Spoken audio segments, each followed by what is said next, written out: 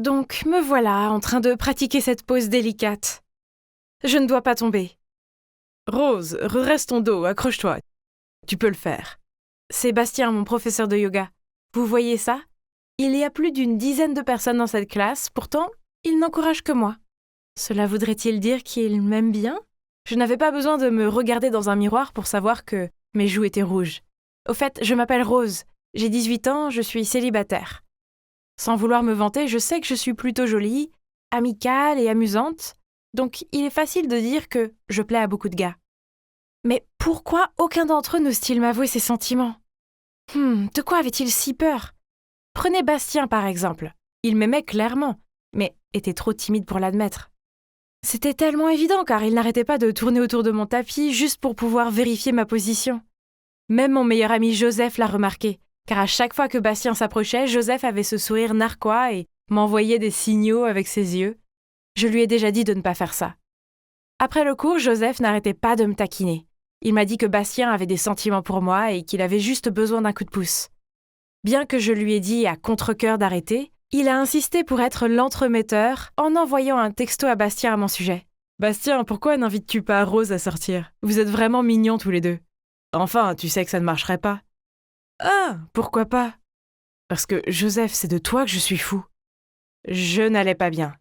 Quel était le problème des hommes autour de moi? Pourquoi ils ne m'aimaient pas? Je ne pouvais pas continuer comme ça, je dois avoir un petit ami. Et je ne rigolais pas.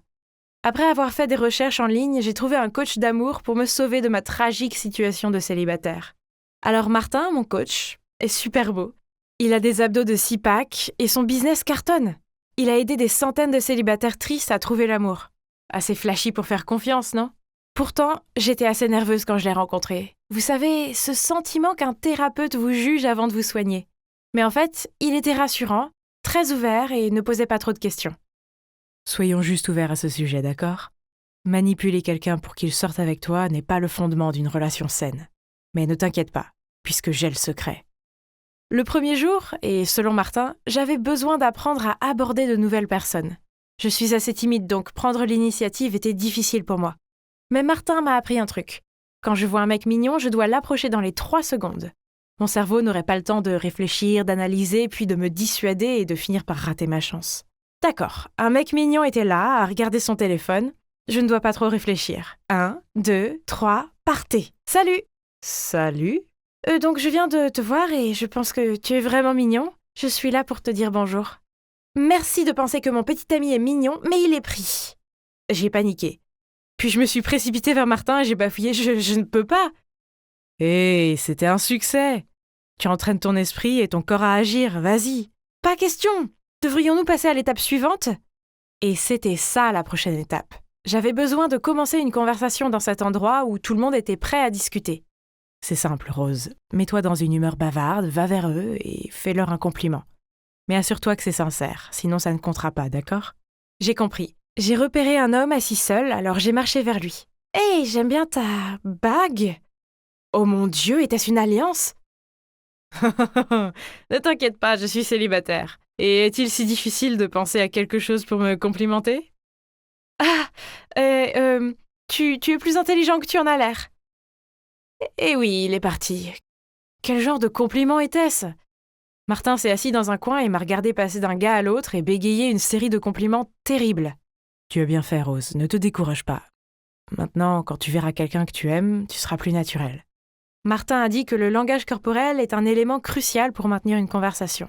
Donc le plan était de pratiquer cela à la fête d'anniversaire de Joseph. Martin ne pouvait pas être là en personne, mais nous sommes restés en contact via mes écouteurs Bluetooth afin qu'il puisse me guider. La mission d'aujourd'hui était d'initier un contact physique avec quelqu'un pour qu'il se sente à l'aise avec moi. Tous ceux qui me connaissent savent que je ne suis pas douée avec ça, alors je leur ai donné des claques bizarres dans le dos. Hé, j'ai entendu un « aïe ». Est-ce que tu les frappes? J'ai dit juste un léger coup. Je ne pense pas pouvoir faire ça, je suis trop timide et maintenant les gars me lancent des regards étranges. Martin a dit que cette fois, je devais laisser les gars prendre l'initiative et les choses viendraient naturellement. D'accord, je vais essayer une dernière fois. Ce garçon que j'aime bien, Nathan, est au bord de la piscine, mais il est dans un groupe. Rien à craindre, tu le feras venir à toi. Maintenant, écoute et suis. Je me suis dirigée vers le bar en faisant en sorte que Nathan me voyait. Je me suis assise aussi naturellement que possible, j'ai établi un contact visuel avec lui et j'ai souri. « Oh Martin, c'est stupide, il ne me connaît même pas !»« Attends un peu. »« Oh mon Dieu, il me fait un signe, dois-je venir maintenant ?»« Non, fais-lui un signe. »« D'accord, tu devrais en assumer la responsabilité, Martin. » J'ai fait signe à Nathan, puis à ma grande surprise, il s'est levé et a commencé à marcher vers moi. « Aide-moi, que devrais-je faire ?»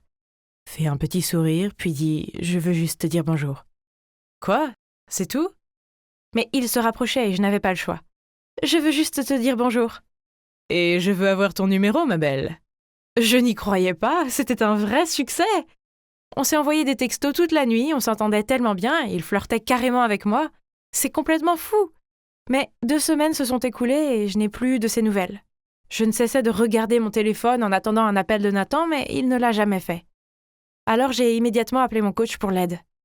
Prête pour la mauvaise nouvelle, donc ça veut dire qu'il ne t'aime pas. Même un homme occupé comme Napoléon pourrait encore écrire des milliers de lettres d'amour romantiques à sa Joséphine. S'il était intéressé, il trouverait un moyen. Et je pense aussi qu'il n'est pas le bon type pour sortir avec. Quoi ? Nathan est un gentil gars. Peut-être qu'il est juste super occupé ? Après, Noël est arrivé et je ne pouvais juste plus attendre. J'ai trouvé le courage d'inviter Nathan à sortir, mais devinez quoi ?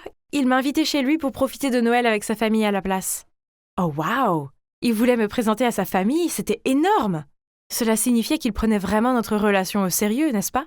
Mais quand nous sommes arrivés chez Nathan, à ma grande surprise, ce n'était qu'un petit appartement et clairement pas assez grand pour toute une famille. En voyant mon air confus, Nathan m'a dit que sa famille avait dû changer ses plans et sortir, ce qui était mieux car nous aurions plus de temps ensemble. Soudain, j'ai vu la silhouette d'une fille en robe rouge dans sa chambre. Nathan m'a immédiatement éloignée et a dit « Ah, c'est ma servante. Comme c'est ennuyeux, tu veux aller à l'hôtel pour qu'on puisse passer plus de temps seul ? Vraiment ? Il pensait que j'étais née hier ? » J'ai refusé immédiatement et Nathan a commencé à changer d'attitude. « D'accord, mais je ne peux pas te raccompagner chez toi. J'ai quelque chose d'urgent, mais je vais t'emmener à l'arrêt de bus le plus proche. » Je ne me suis jamais sentie aussi stupide. Martin avait raison, Nathan n'était pas sérieux avec moi. Il voulait juste m'utiliser. Mais qu'est-ce qui n'allait pas ? J'ai fait tout ce que j'ai pu, mais j'ai continué à échouer encore et encore. Personne ne m'aimait. J'ai appelé Martin en larmes et il a fini par venir me chercher en voiture, même au réveillon de Noël. Je me sentais comme la personne la plus tragique qui soit.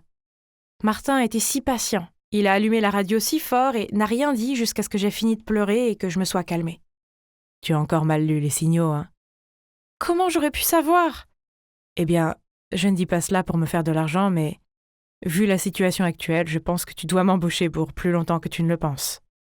Ma vie amoureuse était peut-être pourrie, mais au moins j'avais Martin. Il est mon espoir. C'était le meilleur coach car il n'a pas hésité à répondre à mes questions et à mes appels, que ce soit aux heures de bureau ou à minuit. Puis un soir, j'étais sortie avec mes amis et j'ai bu un peu trop de vin, j'ai téléphoné à Martin et j'ai bafouillé un tas de bêtises d'ivrogne. Il est immédiatement venu me chercher et m'a ramenée chez moi en disant qu'il devait s'assurer que je rentrais en toute sécurité. Il était si sympa. J'ai ressenti quelque chose, mais puis je me suis rassurée qu'il était juste gentil. Mais Joseph a insisté que Martin agissait comme ça seulement parce qu'il m'aimait bien. Après avoir vu tout ce qu'il a fait, tu dois encore t'interroger sur ses sentiments. Quelle idiote. Crois-moi, je ne me trompe pas cette fois. Monsieur Sixpack est certainement fou de toi. Bravo. En y réfléchissant, cela avait du sens. Alors j'ai commencé à traquer mon coach sur les réseaux sociaux et à rêver de lui toute la journée. Puis, en suivant les conseils de Martin, que je devais avouer mes sentiments, le soir de la Saint-Valentin, j'ai préparé moi-même une boîte de chocolat et je les ai apportés chez lui. J'ai pris une profonde inspiration, puis j'ai sonné à la porte. Mais ensuite, je l'ai vu à la porte en train de tenir la main d'une autre fille. J'ai dit maladroitement « Tu ne m'aimes pas ? Je veux dire, tu m'as appris que quand un mec aime une fille, il sera toujours là pour elle. Tu es venu me chercher au milieu de la nuit. Tu m'as toujours écoutée et réconfortée quand j'étais triste. Tu m'as même acheté du thé chaud quand j'ai mes règles. Est-ce que tout ne correspond pas ? Rose, je voulais juste être gentille. Désolée, mais tu as confondu les signaux encore une fois. J'étais complètement abasourdie. Je ne pouvais pas supporter l'idée de revoir Martin, plus jamais. Alors je l'ai bloqué de ma vie. Oh. Les jours suivants, j'étais dans une variété d'états émotionnels, du stress extrême, du chagrin, du cœur brisé, de l'embarras, puis de la déception à cause de mon illusion inutile. J'ai lutté contre l'insomnie presque chaque nuit et j'ai essayé d'enterrer mes sentiments en mangeant de la malbouffe. À peine 2 semaines plus tard, je me suis regardée dans le miroir, j'avais des cernes sous les yeux, ma peau était sèche et squameuse, je me sentais gonflée et paresseuse la plupart du temps. Me voir ainsi me rappela quelque chose que Martin avait dit. Comment peux-tu t'attendre à ce que quelqu'un d'autre t'aime si tu ne t'aimes pas toi-même? Je savais que je devais changer, alors j'ai commencé à manger plus sainement, à faire de l'exercice et à trouver du temps pour moi. Et vous savez quoi? Ça a marché. Maintenant, je peux enfin dire que je vois ma propre valeur et je ne permettrai plus jamais à un homme de me maltraiter. Et si cela signifie que je vais rester célibataire, alors ce sera comme ça. Je suppose que je dois beaucoup à Martin, je veux dire, il m'a beaucoup appris. Maintenant, même si je suis toujours célibataire, j'en profite. Il y a des choses bien plus importantes que d'avoir un petit ami, n'est-ce pas? Mais attendez, est-ce que ce barista me faisait un clin d'œil? Oh mon Dieu, il y a un post-it avec son numéro sur ma tasse de café. Que devrais-je faire? Hey, sortir avec un gars du café est une affaire risquée. Pourquoi, coach? Imagine qu'un jour votre relation tourne mal et que tu veuilles une tasse de café pour soulager ton cœur, mais tu dois également le voir ici. Gênant, hein? Vraiment un pro. Mais alors, pourquoi fais-tu cette conversation gênante? Rose, je suis peut-être un love coach, mais même moi je me trompe parfois. Quand il s'agit de mon cœur, toutes les théories sont absurdes. S'il te plaît, montre-moi comment aimer naturellement. Eh bien, comme vous pouvez le voir, je sors avec mon coach d'amour. Mais maintenant, notre amour ne s'applique à aucun cliché. Au lieu de ça, nous restons nous-mêmes et nous sommes tous les deux plus heureux que jamais. Si vous êtes dans une crise d'amour, ne vous inquiétez pas. Laissez l'amour arriver quand il sera temps et suivez votre cœur.